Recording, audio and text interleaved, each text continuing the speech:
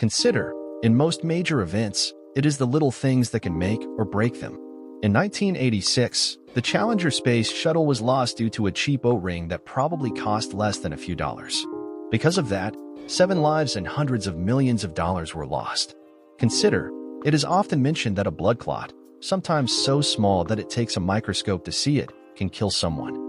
Blood flow to a critical part of the brain is blocked and a life is lost due to a microscopic chunk of sticky cells. Consider, a small patch of black ice on an otherwise dry road can cause the car to go out of control and crash.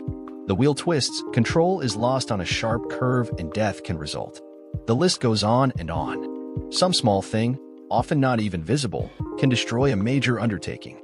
But consider, can we call a marriage a major undertaking? I do. I consider my marriage a major undertaking. I've been married for a little over 8 years to a beautiful woman named April. We have 2 wonderful boys, Chris and Charles. Chris is my namesake, Chris Jr. Charles is named after my father.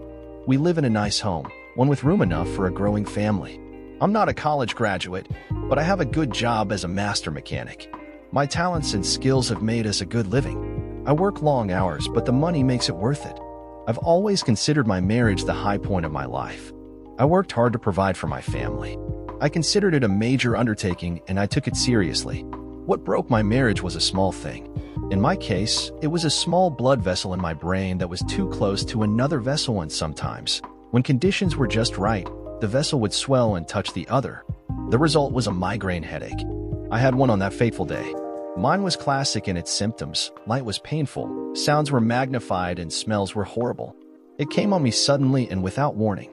Just a blinding pain that took me by surprise. I knew what it was immediately. The problem was that I didn't have my Imitrex inhaler with me, so I had no way to stop or mitigate the pain. The pills I carried weren't as effective as the inhaler, and it would take time to reduce the pain to a manageable level. Time I couldn't work anyway. I staggered in to see my boss and gave him the bad news. He was panicked at my distress and called his secretary in. Take him home. Hell, it's almost quitting time, so he doesn't have to worry about hours. Just punch him out and give me his card. And don't let him drive, for God's sake. Go, now. Penny helped me stand up, and she and my boss led me carefully out the door and down the hall to the exit. Penny led me outside, helped me lean back against the wall while she went for her car. I couldn't stand the light, so I kept my eyes closed and my hands to my temples, pressing as hard as I could to help block the pain. Once in the car, Elle leaned back against the seat and tried to block everything out. The pain was intense and getting worse. I was almost blind, the light causing me to squeeze my eyes tightly closed. The sounds were now just a deep booming in my head, and the smell was disgusting, causing my stomach to rebel. Since Penny knew where I lived, I didn't have to say or do anything while she drove. It seemed to take forever, but eventually she stopped the car, went around and opened my door and pulled me out. I went, following where she led. It was all I could do. Penny got me inside, helped me to the kitchen where I told her to open the refrigerator and get the injector out. She found it, put it in my hand, and held me up while I placed it in my nose and pushed the plunger. I inhaled at the same time, taking the aerosol into my lungs and quickly into my bloodstream. I had her guide me into the family room off the kitchen and help me to lay down on the couch. I asked her to close all the blinds and turn off any lights. She did so, waited a few minutes until I told her that I felt the relief beginning already, and she left. I thanked her for getting me home and welcomed the silence when she was gone. I must have fallen asleep quickly once the pain started to fade, because I woke up sometime later to voices. It was very dark in the room, so I knew it was later in the day. As I remembered where I was, I noticed immediately that the pain was gone. I felt like I had taken a beating around my neck and shoulders, but that was just the residue of the migraine. I sat slowly up and waited a heartbeat or two to be sure the pain was not just lurking, waiting to get me. It was gone. Thank God. I sat there in the dark, recognizing the voice of my wife April and her friend Robin from next door. I guess they didn't know I was there since it was dark and the lights were still out. Maybe April just let me sleep, suspecting I might have come home early? But no, my car wasn't in the drive. She probably didn't even suspect I was here. Maybe I would just surprise both of them. I stood, ready to tiptoe over to the doorway and then pop out when I began to pay attention to their words. Come on, April, how was it? Was it as good as before? Give me the details, girl. It was fantastic. I felt like I was in heaven. He was even better this time than he was before. I swear, I must have climaxed 3 times before he came. God, it was almost mind-blowing. It was the best sex I've ever had. Even better than Chris? Better than your husband? Hell yes. I love Chris to death, but he's never made me feel like that. Never. Of course, I never let him do those things to me either. He'd think I was a real 304 if I did. But Carl must think you're a 304 then. Of course, but I'm his 304. And I love it. God, I can't wait until the next time. Aren't you afraid of Chris finding out? What would he do? Have you thought about that? You're risking a lot, you know. Chris will never find out. And even if he did, so what? He won't do anything about it. He's a sweetheart, and he would forgive me. He would never divorce me and take a chance on losing his kids. He loves those kids, and he knows I would take them away from him in a heartbeat. All I'd need would be a cutthroat lawyer, and he'd be toast. This doesn't sound like you, April. I've never heard you talk that way about Chris. How could you say you love him when you talk that way? You scare me, girl. I think you're making a huge mistake. I really do. I love Chris. I really do, but I don't want to stop what I have with Carl either. I want both. I want the sex I get with Carl and the love I get with Chris. I need both, and I won't give it up. I had heard enough. My migraine was gone, but the pain in my heart was worse by far. The pain was so intense that my stomach tightened and my breath left me gasping. I heard a ringing in my ears and my blood was pounding in my head. I was afraid I was going to have a heart attack and held onto the jamb of the doorway until I could feel my body begin to return to some degree of normal. I still hadn't let them know I was there, but as my control returned, the anger inside me grew in intensity until I felt ready to explode. I straightened up, raised my head, and walked into the kitchen light. There was a sudden silence when Robin saw me first. She looked up, stopped talking while her eyes widened and her mouth opened into a shocked, "Oh." Her hand flew to her mouth and she let out a soft, "Oh my God." April turned to see what she was looking at and saw me standing there. Her face went from satisfied to surprise to fear and then to anger, all in a flash. She pushed back her chair and stood, turning to face me. "How much did you hear? Why in the hell were you lurking in there and spying on me?" I just looked at her without speaking. My eyes shifted to Robin, who immediately rose and said, "I have to go. Pete and I will keep the boys unless you come over to get them. I'll call you later." With that, she almost ran out the side door. I watched her go without a word. Once she was gone, I looked back at April, considering that this was the woman I had loved without question for the last 8 years of my life. 8 years that were the happiest I had ever known. I had expected that we would be together for the rest of our days, but now that expectation was shattered. There would be no forever for us. No growing old together. April had killed that tonight. Where are the boys? What did you do with them while you screwed your lover? Did you take care of them? Or was it too much fun just to have another man effing you that you let them alone? I was now calm and cold. The pain was still there, deep cutting pain. It was going to be a long time before that pain lessened. There would be days and days of pain so intense that it was going to tax all I had. April had a look of anger on her face that turned her beauty into an ugly mask. Maybe the mask was the real April. Maybe this was the April I had never seen but who had been inside all along. She lashed back. "The boys are with Carly. Robin and I were out shopping and Pete was sitting for me. I wasn't with anyone else, just Robin." With this announcement, she felt she had scored a point. The look of anger changed into a look of satisfaction. She finally realized that I had been home all along and asked, "What are you doing home? Where is your car and why were you sitting there in the dark? Were you spying on me? Trying to catch me in something?" I came home early with a severe migraine. George had penny-dried me home since I couldn't stand the light. I took my Imitrex and fell asleep. I've been there ever since. I felt a tremor in my stomach and the unmistakable urge to vomit took me. I rose and continued as I started to the bathroom. Your voices woke me and what I heard made me sick. I need to use the bathroom, so if you'll excuse me. With that, I ran to the bathroom and tried to heave my stomach through my mouth. It wasn't successful, but my body certainly tried. I sat there on the bathroom floor, my face pressed against the cool porcelain as my body slowly relented. My stomach finally stopped its rebellion and my breathing returned to normal. The sweat dried on my face as the urge dissipated. I sat there for a few more minutes before getting up, splashing some water on my face and using more to rinse my mouth. Once the shaking stopped and I felt under some control, I walked back to the kitchen where April sat, staring out the window. "I'm going to get the boys. I'll put them to bed tonight." I walked past her and out the door, going next door to the Andersons. Pete and Robin Anderson were our neighbors and best friends. We spent many an evening on each other's decks talking and sharing drinks. Good friends, I thought. I wondered what Pete knew. I had to ask. I walked up the steps to their back door, knocked once and walked in. Robin was sitting in her kitchen with a cup of coffee in front of her talking with her husband. It seemed she had told him.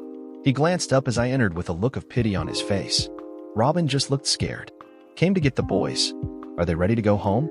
I was already moving past Pete to the family room where I assumed the boys were playing with Carly, their teenage daughter. I saw them working on a puzzle together with Carly watching over them. She smiled at me as I entered the room and stood. "Hi, Mr. Phillips. Did you come to get them?" At my nod, she said, "I'll get their jackets." I stood watching them, a feeling of sadness overwhelming me. Scenes like this were the casualties of infidelity, I imagined. All the little everyday pleasures that consisted of family were forever changed, shattered by the inconceivable selfishness of one or the other of the adults. Shattered beyond repair in most cases. This seemed one of those. "Thanks, Carly. I'll be in the kitchen when they're ready." I walked back to the kitchen where Pete and Robin continued to sit. I looked at Robin, and then at Pete. "Did you both know?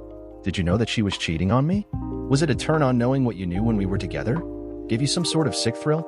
I was angry and my words were unnecessarily harsh, but I wanted to know. I wanted to know what my dear friends knew. I had to know. Pete looked at Robin, the anger clear on her face, before answering me. "I didn't know shit, buddy. I swear to you if I had, I would have told you right away. I can't believe my wife knew and hid it from me. That was really low. Damn low. You didn't deserve that. I won't apologize for my wife, but if you need me, I'm here." Pete was staring at his wife, a look of anger on his face. I believed him. I did. He would have told me if he knew. So, it was Robin and April's secret. Then I have you to thank, Robin. Thank you for letting me become a joke, a cuckold, a wimp husband that didn't need to know his wife was screwing another guy. Hope it makes you feel good, knowing what you knew. Thinking of me when she gave you the details. I turned when I saw Carly out of the corner of my eye. I quickly put a smile on my face as the boys came out, each with a cookie in his hand. I prayed she hadn't heard my last comments, and from the look on her face, knew she hadn't. I commented on the cookies the boys had as I herded them out the door for home. I followed them out without a look back. That would be the last time Robin would ever be with my boys. I would make that a goal. I didn't know how, but I would try. We entered the house through the back door where the boys ran upstairs to their room to change for dinner. I moved through the empty kitchen and into the family room where April was sitting. She hadn't turned on any lights, sitting in the dark as I had done while I listened to the end of my life. I walked in, turned on the light on the table beside the couch, and opened the curtains to allow the dwindling daylight inside. All I succeeded in making was a room filled with shadows, dark corners symbolizing the hidden secrets my loving wife held. April looked terrible. Her eyes were red, still glazed with tears, her face was pale and drawn, her shoulders hunched. All the anger and belligerence had fled, and now she was the frightened woman that I would have expected. It was a little late for this, however, and instead of filling me with hope, I was disgusted. Now she was contrite? Now she was frightened? I couldn't accept that much of a change in just 10 minutes. No, this was the first salvo in the battle for supremacy. This was the cheating wife that kept secrets and hid her infidelity from me. This face was one of deception and cunning, not regret. I looked at her and asked the first question that came to mind. Who is he? What does he have that I don't? She just stared at me without answering until I was sure she wasn't going to say anything. I was about to turn to leave when she finally spoke. Who he is isn't important, and it has nothing to do with you. Chris, I'm so sorry you had to find out this way. I never meant for you to know. I never wanted to hurt you like this. I'm so sorry you heard what I said to Robin. You have to understand. You have to. Funny. No. I'm sorry I did it. No, I wish it had never happened.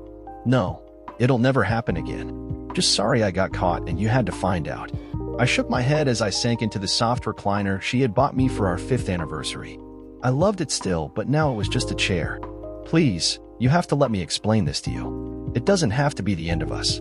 We can go on just as before. We can if you'll just try to understand. Will you? She looked at me with a pleading expression, one I had seen before when she wanted something I disagreed with. Deceiving bitch. Can you tell me it's over? Can you promise me you'll never see him again or be with him again? Is it done? I kept my voice still, my body rigid, my hands holding the arms of my chair, gripping, holding me in control. April looked at me with her eyes wide open, tears welling up to flow down her cheeks. She didn't answer me. That was enough for me. She wouldn't stop. I heard her words to Robin. She wanted both, and she wasn't going to let me get in her way. She wasn't going to give him up. She wanted me to accept. I guess that's your answer. I'll put the boys to bed after dinner, and then we can discuss our options. I'll move my things out of the house tomorrow. I guess I'll stay with my brother at his place. I rose and walked out of the room into the kitchen. Funny how the kitchen becomes the place to go when things get really bad. Wonder why? Strange thought to have when your world is falling apart. Stranger thing still to know that your world is falling apart. April went about fixing dinner for us while I took the boys down to the playroom and spent an hour or so with them, just enjoying. We were playing with one of their games when April called us for dinner. We trooped upstairs with lots of noise, and I pushed the boys toward the bathroom to wash their hands. Routine things. Holding it together for their sakes. Dinner was a strained meal that night. The boys were their usual boisterous selves, enjoying each other, nothing on their plates, and life in general. Compared to their parents who sat quietly, each in their own private world, thinking about consequences and decisions that had to be made. Ah, the joys of growing up and leaving childhood behind. Why do children always want to grow up? Little do they know. They see the freedom adults have and think it is unrestricted. They see decisions to be made and see no consequences to making them. They see the independence adults have and relate that to a lack of rules. Adults know better. Then again, some don't. Some see freedom as unrestricted, with no consequences for their decisions and no respect for rules. Like April. After dinner, April did the dishes in the kitchen while I took the boys upstairs to bed. We talked, read a couple of stories, and enjoyed each other for an hour until they finally gave up the fight and let me put them down. I walked to the door of their room, dimmed the light, and watched them as they pulled the covers up to their necks and prepared to enter that dreamland where possibilities were endless and new discoveries awaited. My eyes burned and my throat closed up with grief as I watched. This too would end. Downstairs I sat in my chair and tried to find something to hold on to. It seemed that my world was slipping away, and there was nothing I could do to stop it. I had loved April with all my heart, but I couldn't forget the words I heard as I stood there in the dark listening. Those words, he's never made me feel like that, and I'm his 304. No, there was no way back from those words. I felt the love inside me die as I tried to consider all the possibilities. April walked in and sat down. We have to talk. I know you're upset, but you have to understand. What I have with Carl is just sex in the excitement of something new. I know it will pass quickly, but right now, I can't stop seeing him. It is something that has a hold on me and I can't give it up. But it hasn't affected how I feel about you. I love you, not him. He's a distraction, nothing more. It will end soon, and we can get back to the way we were. You just have to let this happen. The words were flowing, but I was not able to comprehend what she was saying. I can't give it up? I can't stop seeing him? I have to let this happen? Was she crazy or just deluded? Whatever, this was going to stop. Now, I'm sorry, but you're the one that apparently doesn't understand. There is no us. There is no we. There is only you and him. That's all there is now. You and I are done. Finished. Over. There is no discussion, and I could never understand. You have to know that after being married to me for the past 8 years, you couldn't know me so little as to believe I would accept your affair. But Chris, I love you. I do. You are the only man I've ever loved. I don't love Carl. I don't. Please, try to understand. Give me this time. Please, baby. For our marriage and our family, give me this time. Take all the time you want. I'll contact an attorney tomorrow and we'll divide everything evenly. I have no desire to hurt you as you've hurt me. I just want it over. I was emotionally drained now, and I just wanted to go to bed and forget for a while.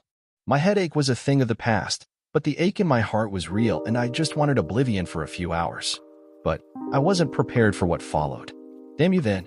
No divorce. I'll fight you every step of the way and I'll take everything you have. I'll make certain you won't get custody of the boys and I'll restrict your visitation rights every way I can.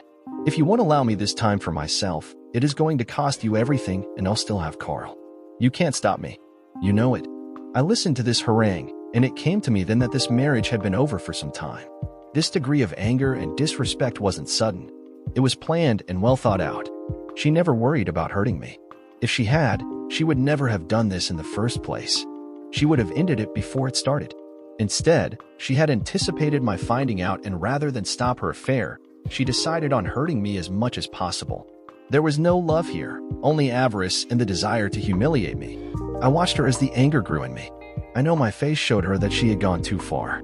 Her countenance, twisted by the venom in her words, turned from one of satisfaction to one of fear. My words lashed out then. I only have one thing to say to you, April. When you push a rat into a corner, he'll turn on you. He'll fight to the death when you try to take away any chance of escape. You should have remembered that before you pushed me, but now you have, and you will pay the price. Please, Chris. I don't want to do this, but I have no choice.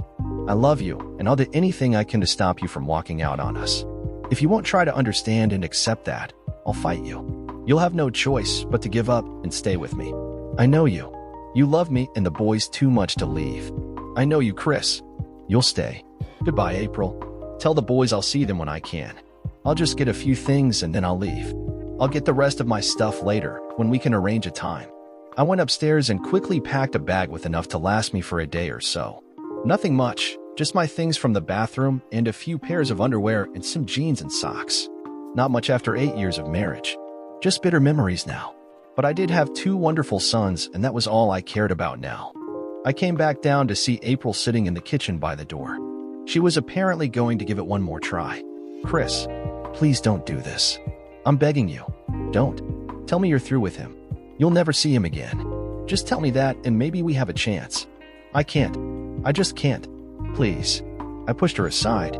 I felt the urge to slap her as hard as I could, but I knew the anger inside would not be so easily controlled, so I held back.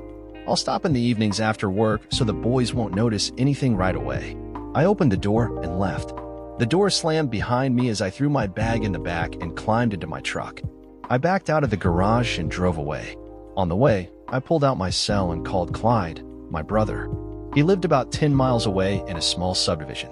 He lived alone, since his wife ran off with a friend of his 2 years ago, and Clyde had no idea where she was. He didn't much care anymore, but he was too lazy to do anything about it. They had never divorced, but Clyde didn't let that stop him. He was a real boozer now, and was usually out with his guys drinking most nights. He and I had words about that, but Clyde wouldn't stop. I had to admit, he was rarely drunk, just buzzed most of the time. I think he was burying the memories. But that was just my opinion. He answered, heard me ask him for a place to stay, and told me to make myself to home. He'd be back sometime later. Not to worry. So, I drove to his place, took the key from under the planter on the porch and went inside. As always, it looked like no one lived there. Clyde was a lot of things, but he wasn't a slob. As a matter of fact, he was compulsively neat. He had always been that way. It was a comforting thing to see now. Things were as they always were. It was just my life that was screwed up. I checked the fridge, found a few beers, and made myself to home as he suggested. By the time he got back, I was pleasantly buzzed. I had gone to the store for more beer and had consumed half of them. When he got home, I just told Clyde that April and I were having a fight, and all Clyde said was, well, shit bro. I guess that summed it up pretty much. To help me out, he sat down and started to drink the remaining beer just to keep me from getting too far under. I was his brother, he told me. Always there for me. I woke the next morning with a serious hangover and a raging headache. It was my own fault, drinking that way. Even though I had reason, it was no excuse. I staggered into the bathroom and stood under the shower, letting the cold water shock away the last dregs of the alcohol in my bloodstream. No good staying drunk. I looked for Clyde and found a note saying he was at work and he would report me off. Not surprising since we were scheduled to work that Saturday. Clyde and I worked at the same place, a company that leased and rented heavy construction equipment for most of the large contractors. Customers came from all over the state for their equipment, and we were 2 of the top mechanics. It was our job to keep the rigs running regardless of the problems. It was good money and long hours, but it paid for the things that I expected to provide for my family. That was my job, to provide. So, I had to work. I knew I had to continue to make the money that April used to maintain that big house she was so proud of. I believed that she saw it as I did, a home for us and security for our family. I had been proud of that. My way to provide, my way to honor and cherish my family. That wasn't the case as she told me last night. April thought of it differently. It was her security, all right, but she also saw it as an asset to hold over my head in any divorce. She wanted the house and the money I made, but only to buy beautiful clothes for her lover. For trips to Victoria's Secret for lingerie for her lover. I increased the flow of water to drown out those thoughts. Even though I was late, I had to get out of here and go to work where I could think, plan, decide. Things I couldn't do now. Things that April had already thought about. It was clear from what she said last night that she had planned this in advance, knowing I would be reeling from the shock of her betrayal once I found out. She knew I wouldn't be thinking clearly then, so she had it all planned. Hit me with the divorce strategy of taking me for everything. Make it about hurting the kids. Make it my fault if I didn't approve my wife screwing another man. Make me the bad guy. She had stacked the deck all right. Stacked it against me to force me to allow her to screw another man.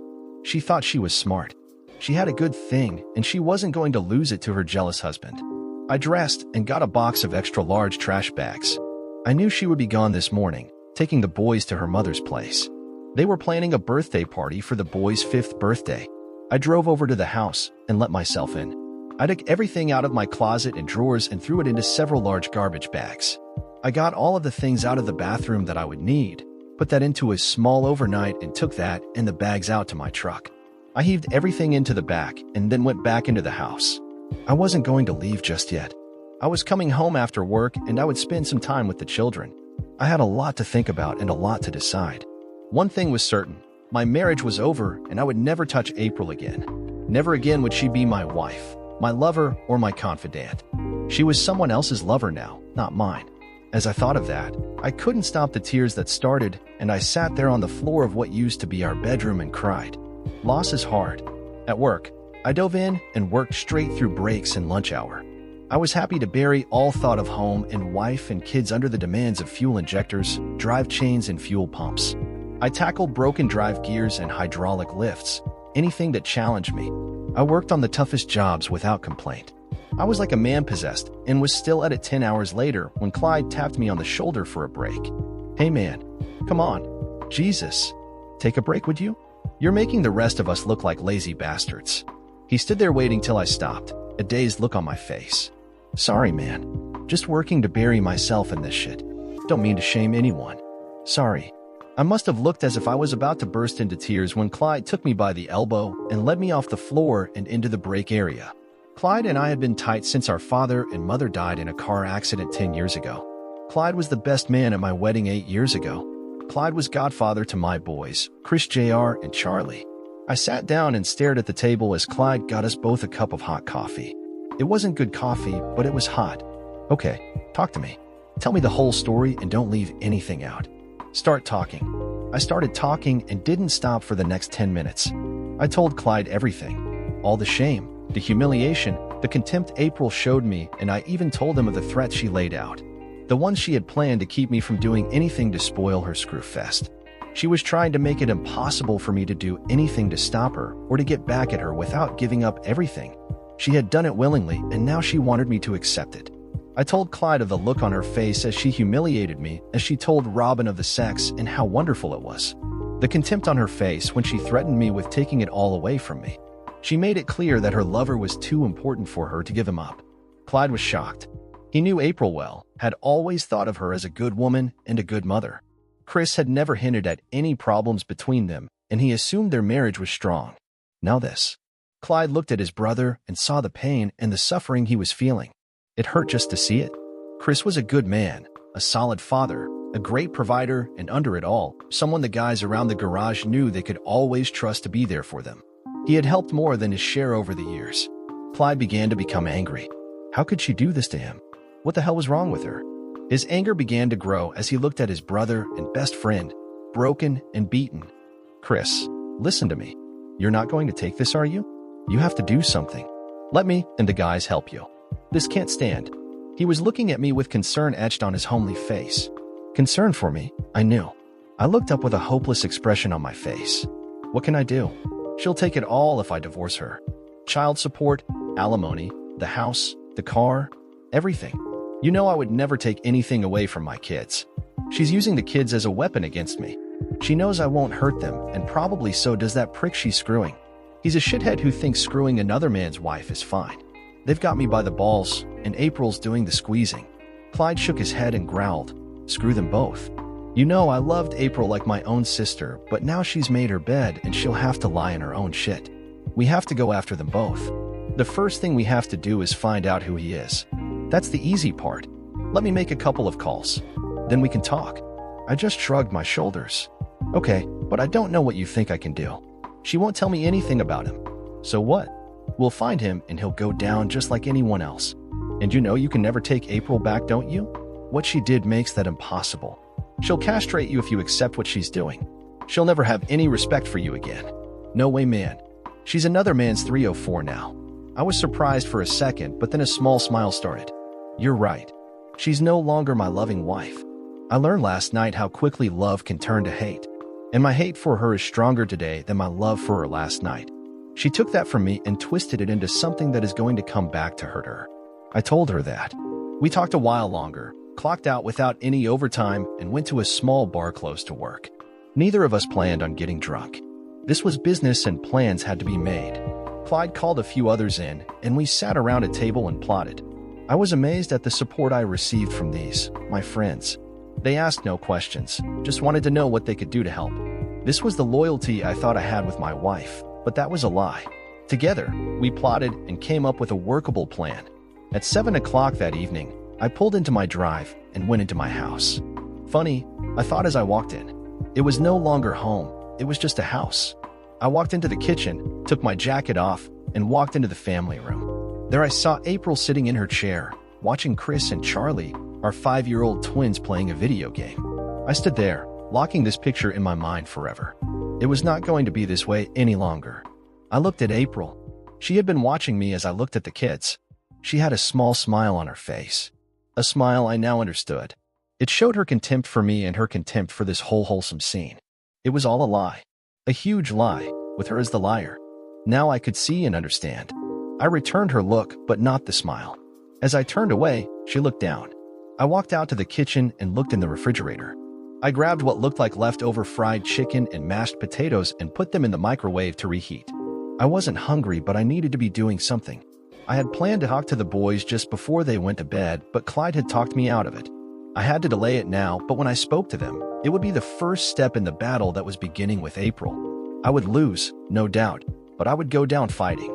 I sat down with my plate and began to slowly eat. Nothing tasted good, but it was necessary to maintain my strength. I needed my wits about me. I had gotten about halfway through when April walked in and sat down across from me. I glanced up at her, but returned to my plate and continued to eat methodically, chewing slowly. I said nothing. I had nothing to say to her yet. Have you calmed down from last night? Can we talk like civilized adults now? I looked up at her in surprise. Civilized adults? How about a cheating 304 and her cuck husband? That was more realistic.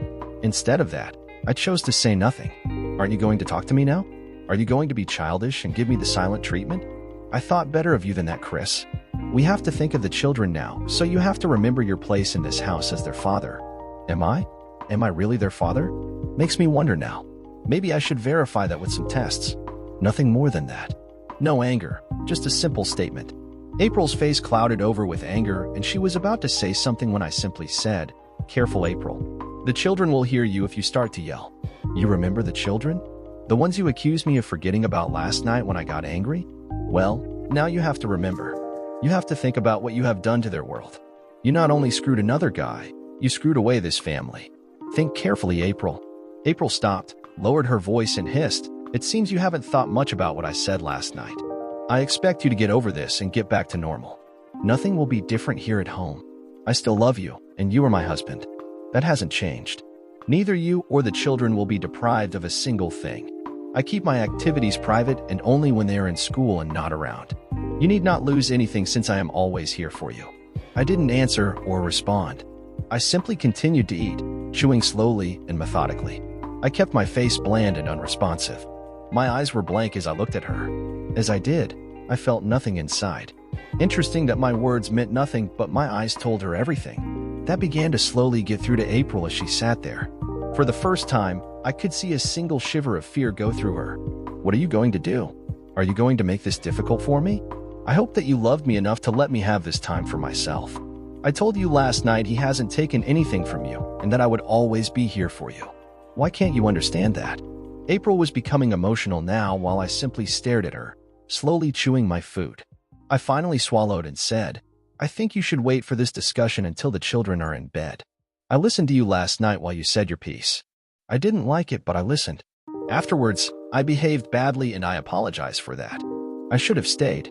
I'm sorry for leaving that way, but I will not have this discussion while the children are still up." April seemed mollified by that and began to smile again. "Thank you for that. I accept your apology.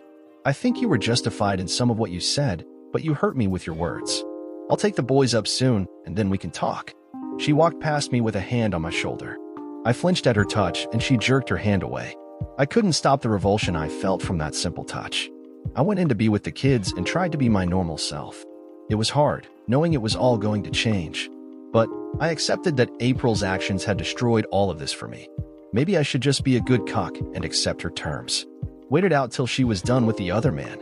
After all, didn't she say she still loved me and wanted to stay married to me? But I knew I couldn't do that. Not now, not ever again. It was after 9 o'clock when April came into the family room where I was sitting. She heaved a sigh, lowered herself into her chair and smiled. Got them down and asleep. They are getting almost too big to put to bed now. They say they go to sleep, but I know they turn the light on after I leave to read. They're good boys. I looked at her and nodded my head in agreement. They're good kids. It's too bad that this is going to be so hard on them. But I don't know how to spare them the pain they are going to go through. What do you mean? I thought you understood that there is no need to do anything. Just let me have this time for myself, and then we can go back to being a family like we were. Just be patient. I told you, it will be over soon. You will have lost nothing. I love you so much, and I want to remain as your wife. This is just something that I have to do. Nothing more. I looked at this woman who had been my wife for the past 8 years. I married her because I couldn't think of my life without her. We had 2 great kids and a good marriage up until last night. Now, it had all changed, and she couldn't understand why I felt it had to. Well, I was not going to go into much tonight, but I had to set the record straight. April, I listened to you last night. You made your case. You said you love me and want to be my wife. You say he is taking nothing from me. You won't tell me who he is because you say it is none of my business. And you told me what would happen if I tried to divorce you. You made it very clear that you would take everything from me, without remorse, you said. You threatened to take everything from me, including my boys. You were very clear in that. April was listening, but there was a look of anger on her face. She wasn't pleased with my summation of her words, true as they were. It sounded different coming from me, but she saw the truth in what I said. I don't believe that you see it the same way I do, Chris. I told you it is totally separate from our marriage, but you wouldn't listen. Why can't you believe me when I say I still love you and want our marriage to continue? What I heard from you last night, April, was contempt. Contempt for me and for our marriage. When I got angry, you responded with threats. Threats that you had thought through before you spoke to me.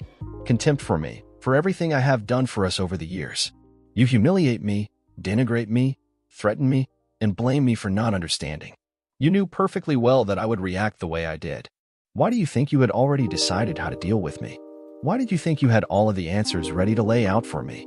Now I was becoming angry. Up till now, I had been calm and controlled, but it was slowly slipping away. April's angry face was all the encouragement I needed. I concluded, one thing you forgot last night, April, when you made your threats and pushed me into a corner you thought I couldn't find a way out of. I told you then, and I'll remind you now, even a rat will fight the cat when he's backed into a corner and has nothing to lose. With that comment, I rose and began to walk away. When I reached the door of the kitchen where April sat, I stopped. I'm going to be staying somewhere else at night for a while. I'll come home after work so the children don't notice anything right away. What do you mean you're staying somewhere else? Why aren't you staying here? We can't work this out if you're gone. Chris, don't do this. I really do love you, and I don't want to lose you. I don't know what I'll do if you leave me. Please, Chris, let's try to work this out. There has to be some way to make this work. I'm sorry, April. The one thing I do know right now is that I no longer love you. You were successful in your infidelity, and you killed any love I had for you last night. That's the only thing I know for sure. I don't know what I'm going to do yet, but I do know that. There is no going back now. Chris, what about your vows to love and cherish me? Can you walk away from that? Can you? I also remember your promises to me. You promised on our wedding day to forsake all others, but you didn't. You promised to love only me, but you gave what we shared to him. I provided for you, loved you, honored our marriage vows, and gave you all I had. It wasn't enough. You gave what was mine to someone else. You gave it away and destroyed my love in the process. So, yes, I can walk away from that. You destroyed it and left it in tatters. I can walk away, and I will. Just not yet. I left and drove to Clyde's place. He agreed to let me stay there as long as I wished. I needed some time to finish what we had started. Soon it would be over, and I would begin my new life. For the next few days, I worked and spent time in the evening with my kids, but said nothing more to April. She tried several times to talk to me, but each time I walked away. On one occasion, she screamed at me, but I simply grabbed my keys and left without a word. At work, during the break, one of the gang came in to tell Clyde that things were in place and they should have something within a few days. All we had to do now was wait. Just be patient. Nothing changed until the following week. I came home each night to an increasingly nervous April. The kids hadn't seemed to notice anything different, but Charlie did ask if I was working a lot more. When I asked him what he meant, he said he only saw his daddy for a short time in the evening. I assured him we would do something that weekend. Charlie seemed to accept that, and the small crisis passed. April continued to ask me questions, but now I simply ignored her and left as soon as she took the kids upstairs to put them to bed. When she came down, I was gone. It was the end of the week when Clyde came into the break room and sat down. He handed me a folder. I looked up questioningly to Clyde, but he only shook his head. I opened the folder and read the brief report. It was 2 sheets of paper with a single name on the top of each page. Carl Cummings. That was his name, and he was a junior attorney at Lincoln, Rice & Holmes Attorneys. He was 24, almost 10 years younger than me, and he was single. His wife had divorced him over 2 years before, and he was supposed to have money. He lived in a condo apartment, and April had been there twice this week. She arrived early in the afternoon, and she stayed for an hour or longer each time. So, now I had a name and an address. Now I knew who the man was and something about him. What I didn't know was what April saw in him that she didn't see in me. What he had that was worth throwing away a marriage for. But that was not my problem now. It would have been if she had come to me earlier and told me of the affair. But not as a fact that I was supposed to accept without question. Okay, now what? What I have to do to set this in motion? I looked at Clyde for guidance. Clyde seemed to be the one who was in charge, even though it was me that was the one with the problem. It was fortunate for me that I had friends and a brother like Clyde. It seems that being a good guy and working hard at my job was enough for my real friends, and I needed them now more than ever. It's already in motion. The first lesson is due tonight. I'll call you at home when it's done. Just be sure you have your cell with you. Once I call, you can let her know and end this shit. Okay. Knowing it was done brought no satisfaction. This was not the way I wished it could be handled, but April and her lover had forced me into a corner, and now I was fighting the only way I could. I wasn't a lawyer or a doctor or someone smart enough to come up with a sophisticated plan. I was a mechanic, someone who worked hard with his hands, someone who did his best for his family the only way he knew how. Hard, honest work. Pride in his ability to provide for those he loved. And I had loved April with all my heart. But my wife wasn't satisfied with that. Well, so be it. My plan was consistent with my world, and she would see that very soon. I went home as usual and sat with my family at dinner like nothing was wrong. April chatted to the kids and I answered when asked a question and actually initiated some discussions. I was nervous but resigned. After dinner, I spent time with the kids, actually playing some video game with them and helping them with their homework. Typical husband and father. April finished the dishes and came in to watch. She seemed more relaxed tonight since I seemed to be more like my old self. She was beginning to think it would be okay.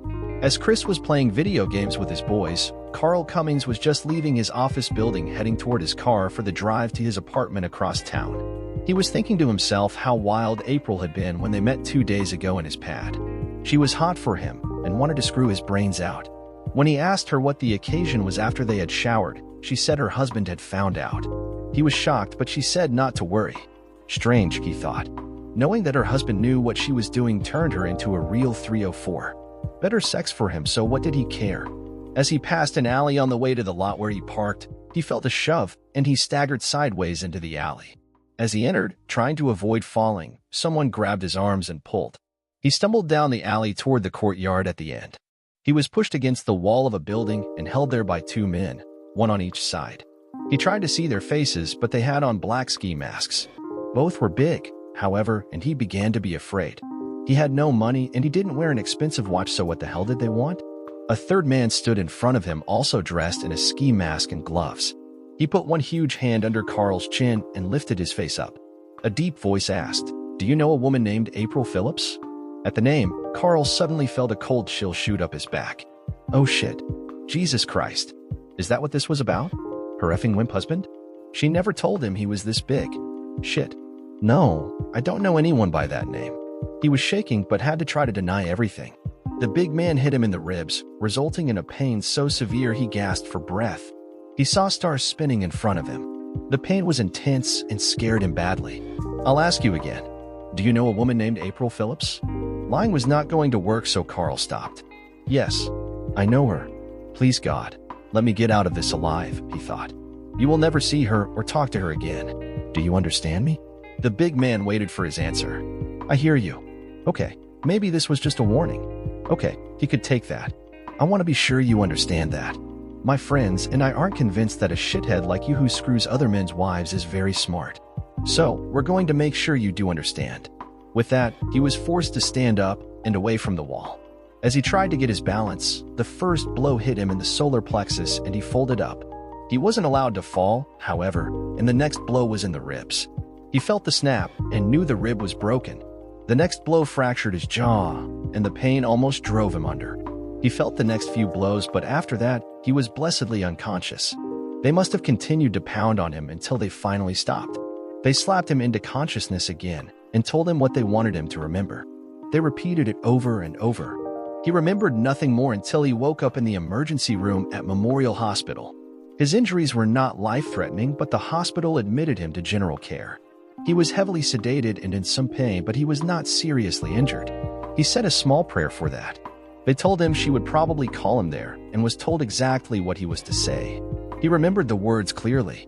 I'm sorry, Mrs. Phillips. It was my mistake, and I regret it. I'll never see you or speak to you again. I'll have no contact with you or your children. I'm sorry I ever met you. Goodbye. Carl fell back against the bed and waited for her call. He repeated the words over and over in his head so he wouldn't get them wrong. They told him they would know, and he would pay the price. He said them silently to himself again just to be sure. He told himself that he would never again make a move on a married woman, regardless of who or where she was. My cell phone rang just after 8 p.m. as I was playing with the twins, and I excused myself to take it in the other room. I flipped it open when I saw the caller ID display Clyde. I listened to the simple message. It's done. Lesson 1 delivered. He's been admitted at Memorial. Then the phone went dead. I closed the phone and went back into the family room with a smile on my face. April noticed, but didn't say anything.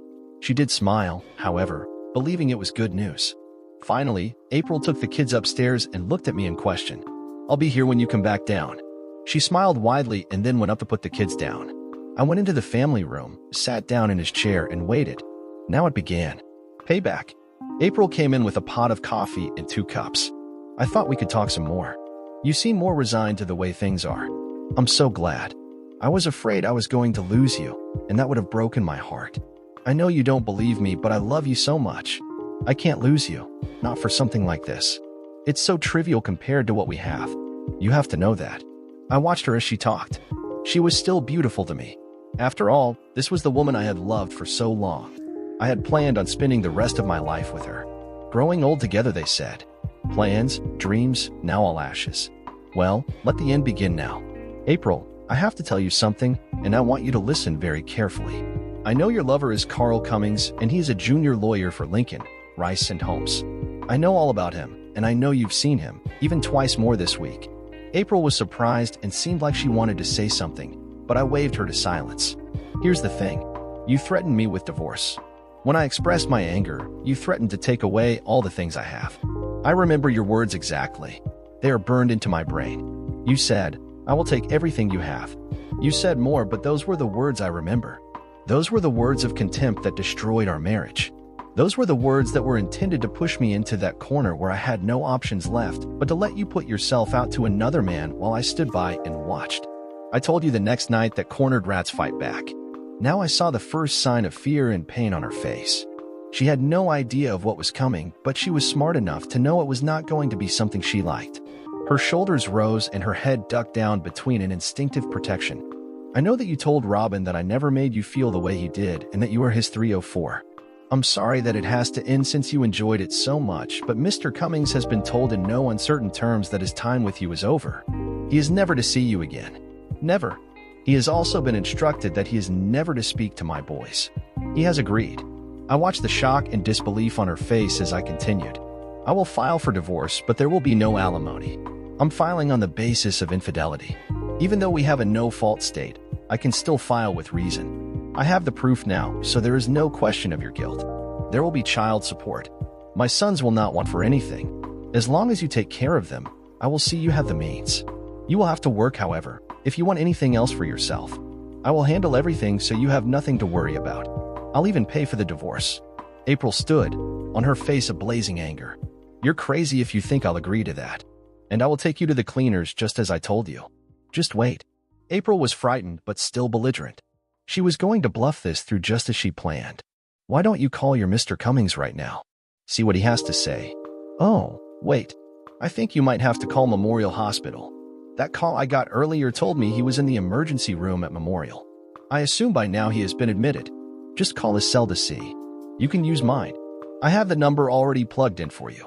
Susan looked at me in horror. "What have you done? What did you do to Carl?" "Oh, my God. Chris, what did you do?" "Why, April, whatever do you mean? I've been here at home with you all evening. And I was at work earlier, so I couldn't have done anything to anyone. Why would you think I've done something? What reason would I have to do anything to your lover? You made it clear to me that I was to stay out of it. It was no concern of mine." I had a look on my face that certainly must have frightened April. She had never seen me this way. I was a calm, mild-mannered man who never hurt anyone. I had never even been able to physically discipline the children, leaving that to her. Now she saw me differently.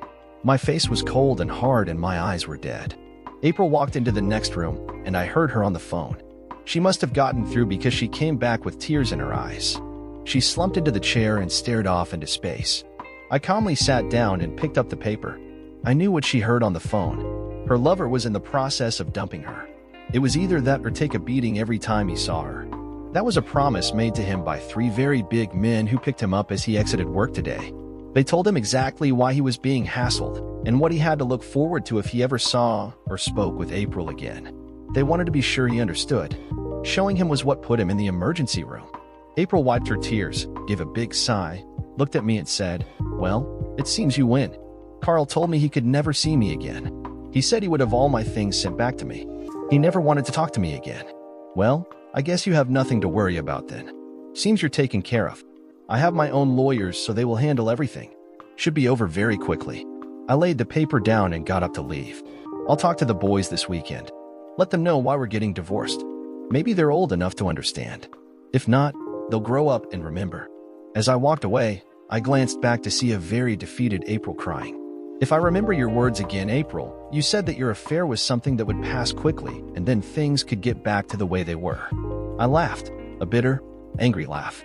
"You're still young and beautiful, April. Maybe you can find someone who will put up with your sick fantasies. Someone who wants an open marriage. Someone who will let you screw as many men as you want." I couldn't, but then that's just me. Good luck. Kids don't understand it, but we do. Adults have to live with the consequences of their actions. Dear listeners, please share your thoughts in the comment section below and don't forget to like, share, and subscribe.